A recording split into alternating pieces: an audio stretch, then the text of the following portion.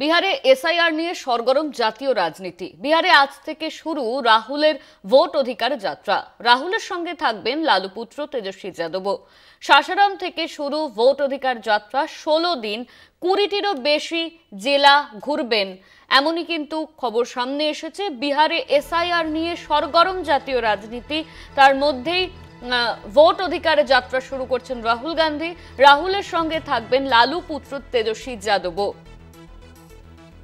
আমরা এই নিয়ে কথা বলবো। আমাদের সঙ্গে রয়েছেন সরাসরি নিউজরুম থেকে শুভঙ্কর মণ্ডল, আমাদের প্রতিনিধি। শুভঙ্কর, বিহারে এসআইআর নিয়ে জাতীয় রাজনীতি সরগরম, আর তার পাশাপাশি রাহুল গান্ধীর ভোট অধিকার যাত্রা শুরু হচ্ছে। দেখো, এই বিষয়টি নিয়েই কিন্তু রাহুল গান্ধীর ভোট অধিকার যাত্রা শুরু হচ্ছে আজ থেকে বিহারের সাসারামে। কেননা তোমায় জানিয়ে রাখি, যেভাবে ভোট চুরির অভিযোগে বিহারে ভোটার তালিকা সংশোধনের নামে প্রচুর মানুষকে ভোটার তালিকা থেকে বাদ দেওয়া হয়েছে। আমরা বিগত দিনেও দেখেছি রাহুল গান্ধী এমন কিছু মানুষের সঙ্গে নিজের বাসভবনে চা পান করেছেন যাদের কিন্তু ভোটার তালিকা থেকে সম্পূর্ণভাবে বাদ দেওয়া হয়েছে বা মৃত বলে দেখানো হয়েছে। ফলে স্বাভাবিকভাবে রাহুল গান্ধী এর আগেও স্পষ্ট করে জানিয়েছিলেন যে 17ই আগস্ট তিনি বিহারের সাসারাম থেকে এই ভোটাধিকার যাত্রা শুরু করবেন এবং বিহারের 16 দিনের এই যাত্রায় 1300 কিলোমিটার তিনি কিন্তু অতিক্রম করবেন, বিভিন্ন জায়গায় পদযাত্রা করবেন। এবং এখানে যেরকমভাবে আরজেডি নেতা তথা বিহারের বিরোধী দলনেতা তেজস্বী যাদব লালু পুত্র তিনিও উপস্থিত থাকবেন। একই সঙ্গে ইন্ডিয়া ব্লকেরও কিন্তু নেতা নেতৃত্ব যারা রয়েছেন অনেকেরই থাকার কথা রয়েছে। এই যে যাত্রা, এই যাত্রা কিন্তু শেষ হবে পাটনায় গিয়ে, এবং পাটনায় 1 সেপ্টেম্বরে যাত্রা শেষ হবে। সেইখানে কিন্তু বড় সভা করে তার সমাপ্তি হবে। কেন করা হচ্ছে এটি? কেননা মানুষকে বোঝানো, বিহারের মানুষকে বোঝানো যে ভোট তাদের অধিকার এবং এই ভোট দেওয়া থেকে তাদেরকে বঞ্চিত করা যাবে না।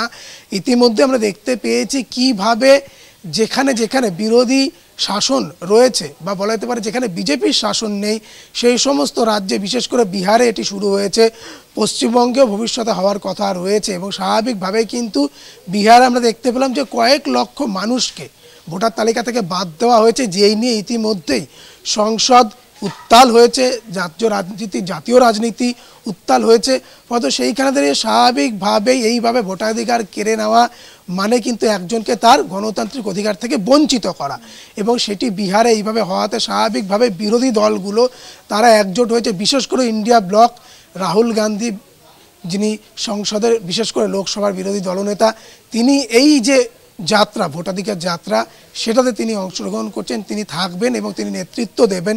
তোমায় জানিয়ে রাখি যে বিহারের 20টির মতো জেলা কিন্তু এটি অতিক্রম করবে, যেমন ঔরঙ্গাবাদ, নালন্দা, সেই সঙ্গে গয়া, পূর্ব চম্পারণ, পশ্চিম চম্পারণ থেকে শুরু করে বিভিন্ন জায়গাগুলো রয়েছে, মধুবনী, এইসব জায়গাগুলো কিন্তু অতিক্রম করবে এই যে ভোটাধিকার যাত্রা, সেই ভোটাধিকার যাত্রা। এবং তোমায় জানিয়ে রাখি, যেহেতু ভোট রয়েছে, বিধানসভা ভোটও রয়েছে বিহারে, সেইখানে দাঁড়িয়ে স্বাভাবিকভাবে পাটনায় যে জনসভা একেবারে পরিসমাপ্তি ঘটবে যে জনসভার মধ্যে দিয়ে, সেখানে কিন্তু তোমায় জানিয়ে রাখি ইতিমধ্যেই সাংসদ যিনি অখিলেশ প্রসাদ সিং, সেই অখিলেশ প্রসাদ সিংয়ের সমর্থনে বিশেষ করে সেখানে স্বভাবে একই সঙ্গে কিন্তু মানুষের ভোটাধিকার কেড়ে নেওয়ার যে চক্রান্ত চলছে তার প্রতিবাদ জানিয়ে মানুষকে সচেতন করতে এবং কারুর ভোট বাদ দেওয়া যাবে না, এই যে প্রতিজ্ঞা, সেটি নিয়ে একেবারেই বিহারের বিভিন্ন জায়গায়, বিশেষ করে রাহুল গান্ধী সহ ইন্ডিয়া ব্লকের